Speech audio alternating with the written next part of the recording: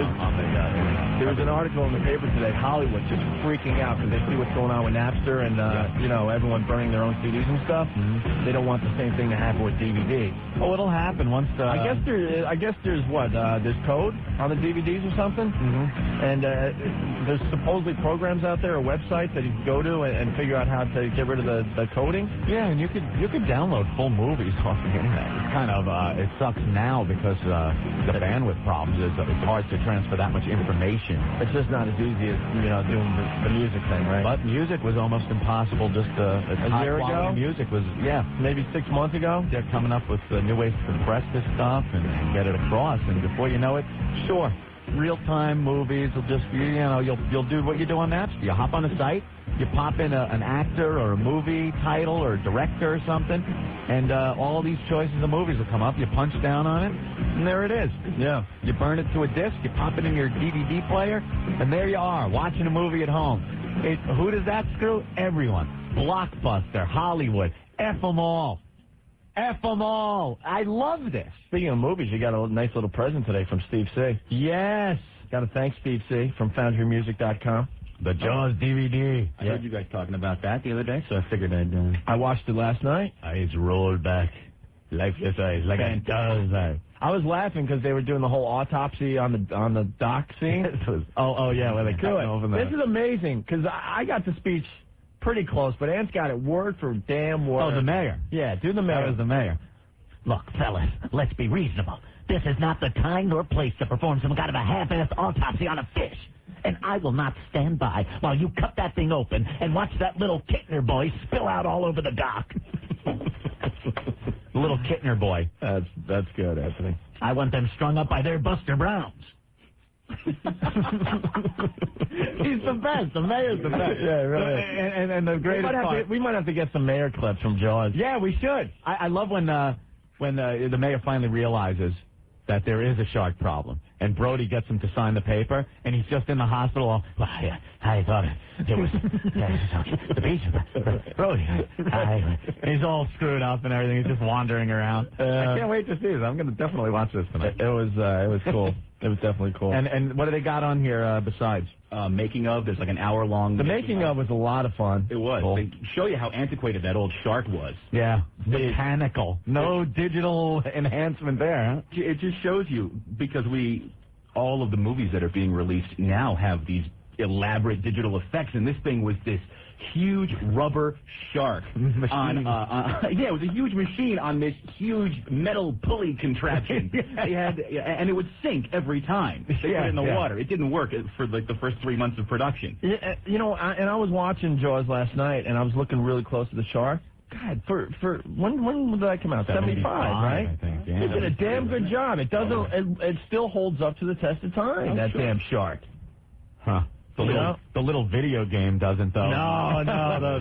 Remember that? The little kid playing the video game? Yeah, no. Shark Attack or something, and little cartoon shark. The making of it is really interesting. You know the shark cage? Yeah. You know that was a midget in there? Yeah, they put a midget in the shark cage. Did you know that? Took him down to Australia. Yeah. And, so that way the sharks that were swimming by would look bigger. They would look just absolutely huge. He was playing Hooper. So... Hooper! Ain't you watching it? Now, I want those little paint-happy bastards caught and hung up by their Buster Brown. I love that guy. We gotta get the mayor drops for our radio show. That's our latest project. It's a swimming with bow-legged women.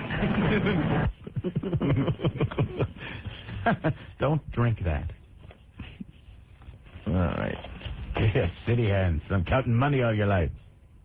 So, and you'll enjoy that Jaws DVD. It's right up your alley. Yes. You wanted to talk about the Jaws exhibit at Universal Land? How lame is the Universal Studios tour Jaws thing? The whole tour is pretty lame. Tour blows. Yes. Yeah. You get on these trams if you've never done this. I think everyone's done it at some point in their life. If you've ever been to California, or what's even worse than the California one, at least the California one, I think they actually used some of the sets. I don't even believe that. The car from Back to the Future. Yeah. That's no, that obviously isn't the one that was. Oh used. Yeah, that's the Blues Brothers car. Yeah, I believe that. No, on the Universal lot, they did have Leave It to Beaver's house. Right. In California. Now, I think, Steve, do you know anything about that? The Universal. I took that tour actually last October. So in California or Florida? In California. Yeah. Okay, and I think a lot of those sets Are legit? Were used, or Sure. They got like the facade from Psycho. Yeah, they got the Psycho with the little motels down Because they below are and all stuff. facades. It's not like these full-blown houses. No, we it's know just that. the front. Oh, and boy, the tram driver doesn't let you forget that. These, of course, are called facades. As we drive around the back of the house, you'll notice that, oh, look, no walls. I guess June Cleaver couldn't get dressed in here.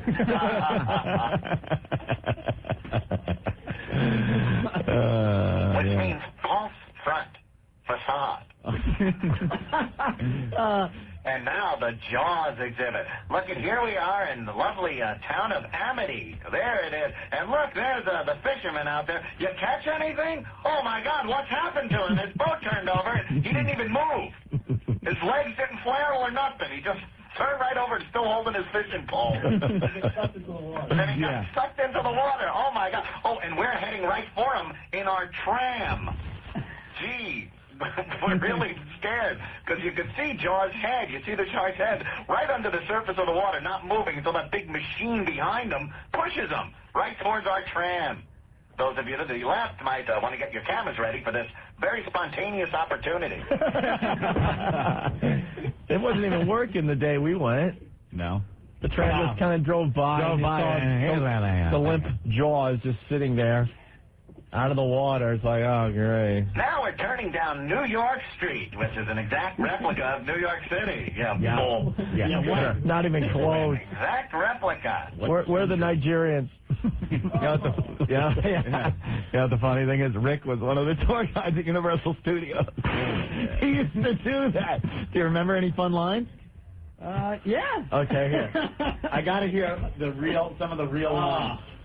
How many times a day did you have to do this? 5 times a day. And 5 times a day. Basically once an hour. 25 times a week. All the roofs loaded on the tram. Let's hear. Okay, let me get in the mood. Yeah. All right, I'm sitting in the tram. I'm sitting. Universal Studios. I've been in a hot line for like 2 hours, waiting with screaming kids, and I'm finally on the tram. And here's Rick to entertain us. And what kind of fun? Cast your mind. We're in California. Okay, we're in California. Oh, my Come on, Rick. You remember? Yeah, take that off so it's more like it was.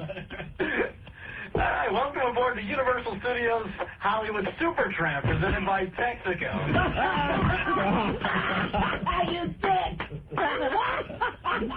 The Supertramp presented by Texaco, is it? Universal Studios tour guide. I'm your tour guide, Rick. Did you say that? Come on, give it to us. I love it. No, I wasn't a tour guide. It was a studio guide. Okay. I'm going to be your studio guide, and Bob here's your driver. Give us to the horn, Bob. I'm so excited to be here. This is great. I got my camera ready. I want to hear everything our studio guide Rick has to say. Okay, so don't be talking. I got my disposable camera ready, and I want to see the Psycho house. I'm on my honeymoon. 5 Points, Texas.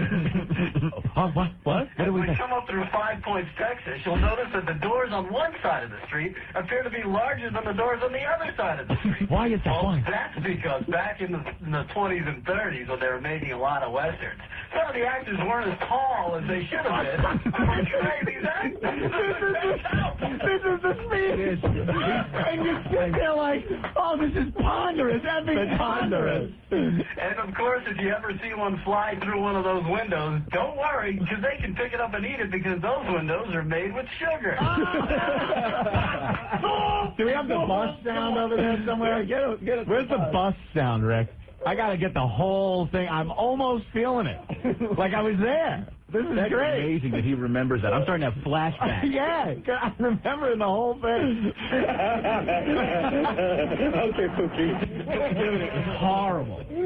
All right, let's pull away now from the Western Street. Here we go.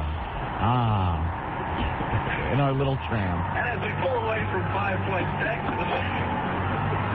Don't laugh. we'll be coming up on a a small town you might know as Amity.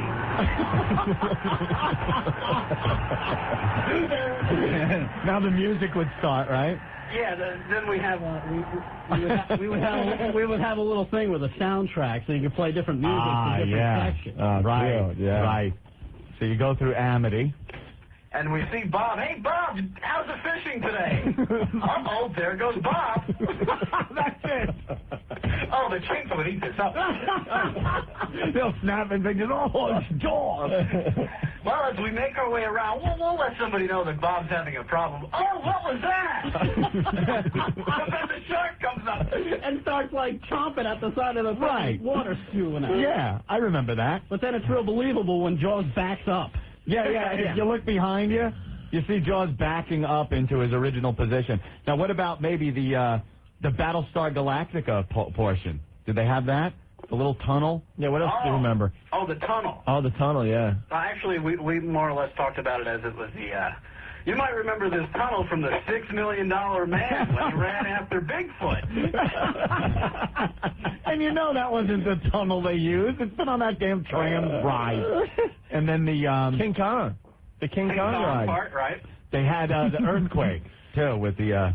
Wasn't that with King Kong? The whole... King Kong was on there, too. You come into the studio, they open up the doors, and then it closes behind you. Now we're in New York. Tell us about the flood that comes down the hillside. And then the water opens up from the Ten Commandments. All right, well, the flood is earthquake. Right. All right. So we pull into stage 54, I think. Yes. Which was a two-story stage. One of its kind. There we go. As we pull in, Are you stoned, Mr. Guide Man? You're laughing an awful lot. My young son here is saying you're stoned. well, don't worry, Hiroki. This thing will get very, very interesting in a minute. Okay. As you see, they've been doing some filming here. That's why you see some of the sets that have been set up. And That was always a line of crap, too. Yeah. They would never film on the tram line, would they? That's retarded. Actually, no, they did do filming for, like, what was the Beverly Hills Cop 3? Yeah. The real bad one? Yeah. When you see, like, the Battlestar Galactica. Yeah, because it was roll up. supposed to be on Right. the tour. So, of course, it was going to be filmed up. But none of them actually. I remember the first time I was on it, they go, and look, running in the background, that's Rock Hudson for his show McMillan and Wife. Like, what? That's not Rock crap. Hudson. There's Peter Falk Yeah. filming Columbo here at Universal. So now we're in the earthquake stage. Yes. And that's when the doors close. You know, this is where we're doing some filming today. What was that? Oh. That was just a little rumble. Those are tremors. We get those all the time in California. A clever ruse. Yeah. Yeah, because then all of a sudden it becomes like this big shaking thing. The truck from the top comes down. Yes, and bursts into flames. Right. And then the water comes and it floods it all out. And it's like, driver, get us the heck out of here. Of the heck, because you can't curse. Wouldn't you just be like, oh my God! Oh my God! Holy heck. They were telling you can't do that because some of the people will actually freak out. Oh, you should have done that. Ladies and gentlemen, this isn't fake. Please get out of the tram and run towards the flaming truck that just fell and all the working machinery. Run for your life, Hiroshi. Let's go to Jimmy. Jimmy, what's going on? How you doing, guys? We're doing well. You know, I've actually done that tram ride myself, and it was pretty damn lame, I have to say. But there was one piece of that whole thing that made me turn white as a ghost. What? Do you guys remember the bridge? The collapsing bridge. Let our tour guide run us through the collapsing bridge, if you would please. Now, as we come around to this bridge, you'll notice it's one of the oldest bridges here on the Universal Studios back lot, built in the 1920s, and it looks a little creaky, but we're going to try and sneak across it right now. I remember that. As we come across, and then the trick is to keep talking like nothing's going on, and then all of a sudden the bridge drops. Oh, yeah, because a couple of pieces of lumber kind of fall as you're rolling up to it, and then you get right on it, and the bridge kind of drops a couple of feet, it feels like. It's probably like 6 inches. And then as you come off and go, that's just part of our falling bridge. You may have seen this on the $6 Million Man or the Bionic Woman. Remember when she jumped backwards, but her hair was going up while she was going down? How do they train you for this, man? That's what I want to know. Dude, it was an intense 4-week course. Really? Yeah. 4 weeks. With a book about 6 inches thick that you had to memorize verbatim, all for $5.50 an hour. It sucked. Well, it's all struggling actors anyway. Right. They're going to make their mark. So they could care less who they got because everybody's just like, oh, my God, I'm going to be working in a Hollywood studio. Oh, a Hollywood studio. You did on the tram tour. I'm getting churros for $1.50 less than the other guy. Churros. We pass our bungalows. How about the bungalows? That's Bungalow 54. He knows it all. This is where Lucille Ball would stay. While she was getting banged by Frank Bird.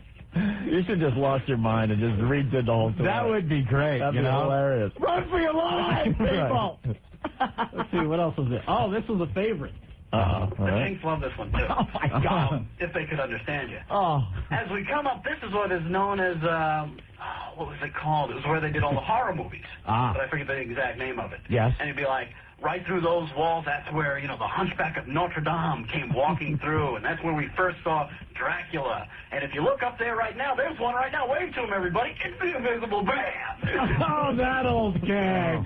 Wave, and then everyone to be waving? Yeah. All the rubes? That's the Invisible Man. And then, of course, you got everybody with their cameras going, where is he? Where is he? click. Did you just want to shoot some of those people? Did you want to shoot yourself? Just want to shoot myself.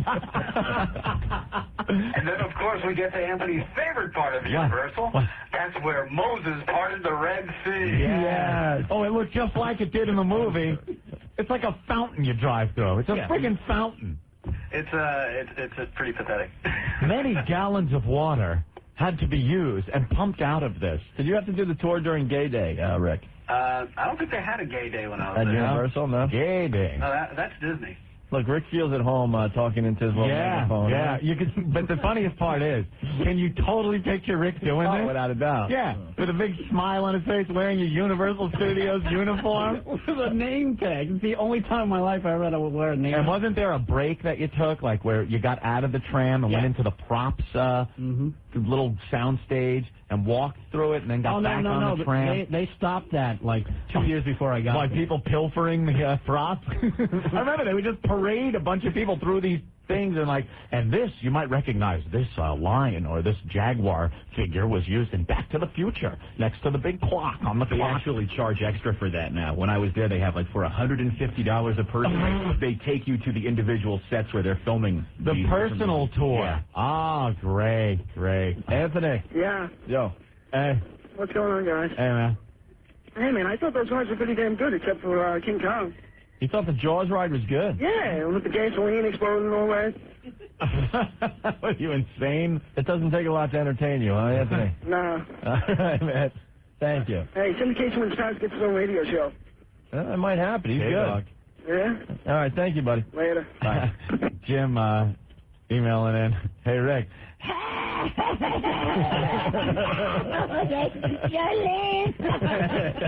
Yeah, where's my lame clip today? Forget it. All right. Oh, this guy, Dave, knows the revolving tunnel Lee Majors fell into. Where? On line 8. Line 8. Let's get 8. Dave, you have information on the rotating tunnel? You remember the tunnel that spun around with the lights inside? Yeah. The lady told me the girl was giving the tour said the Lee Majors got so disoriented that he couldn't shoot the whole scene. He kept falling down. And that's a true story. That is hysterical when you drive in that thing and It's you start pretty looking. confusing. It totally flips you over. It makes you feel like you're It F's you up. you're man. rolling. That was the only part of this whole tour that was actually exciting. Yeah, that because it did kind of do something to your senses. Oh, It kind of you F'd you up. flip it upside down. But the rest of it, I love when they just drive you past their junk. And it's like, and this, some of these props, you see a plane here that was used in an episode of The $6 Million Man. Or the giant Everything shoe. is The $6 Million Man. The giant shoe, you might recognize from The Incredible Shrinking Woman. That was filmed here on Universal Studios. And right there's the red Ferrari Magnum used to drive. And it's just like this piece of crap laying on the side of the road. It looks like cardboard. It Bunch is of not. dust all over it. They don't even take care of the prop. It is not. Yeah. I think you're lying. Did anyone call you a liar? No. You ever get anybody rambunctious? No? Pretty boring? Pretty boring, yeah. Most of them couldn't speak the language, which is funny because most of the people that couldn't speak the language were the ones that decided to sit right in the first car with you. So you're trying to throw out your best stuff. Your best stuff? I'm riffing on the Cleaver House. I'm doing the top shelf stuff here. Right. I ain't getting anything from, the little Asian family or the Spanish people because they don't understand English. You might recognize this as Delta House from the movie Animal House. And right there is 1313 Mockingbird Lane. Oh, I gotta get a picture. And can you imagine, going home and pulling these pictures out in front of people? And this is the house that was used. Meanwhile, it just looks like you're taking pictures of people's houses. It doesn't look like anything. See this house? Yeah, please. Could you put the goddamn pictures away? It's another thing. The advent of the video camera is just. Do you ever see people in wherever, museums, wherever, outside, right here, outside videotaping and videotape the Hard Rock Cafe? We're right across from the Hard Rock. People will sit on the sidewalk and they'll get footage of the Hard Rock Cafe. And you're saying to yourself, does he go home, pop this in, and go, gather around, people, gather around, check this out? It's the door of the Hard Rock Cafe in New York. Okay, it's on a little longer. Just hold it. See, I pan to the car trunk sticking out from above the door. You see that? You see? It's a little longer now. Just be. There you go. There. Now here is a shot of my wife in the subway waiting for the train to come. Here it is. Oh my God! You go to these places like Universal Studios and stuff, and people are videotaping them buying a hamburger at the place. Yeah. Who's going to sit and watch this crap? Or the pile of lumber that is going to be the set for the Grinch That Stole Christmas. Yeah. Okay, but it isn't yet. It's just wood. Is he explaining to someone what that is? You know how many years worth of wasted videotape there is that no one will ever watch? That's just sitting in people's houses. Crap. All right, man, we got to take a break. I used a video camera for 10 minutes when I first got it. And you videotape everything, and then you're like, whatever. It's in the closet. Throw it. Well, that's the end of our studio tour. We thank you for visiting Universal Studios Hollywood. And remember, next time you're in Hollywood, have your people call my people. We'll do lunch. You did not say that. Hold, I got to ask Rick something. Yeah, go ahead. Did they have you come up with your own little closing line, or did they give you a closing line? No, we just kind of stole it from everybody else. So we kind of had a bunch of people were using, so they were just pick whichever one you want to use. So you're like a wannabe. So you used that one. You didn't make that up yourself? No.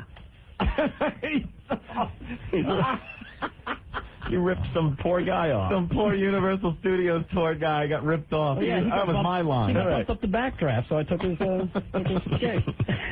Great. Rick, the Universal Studios tour guide. All right, Ed.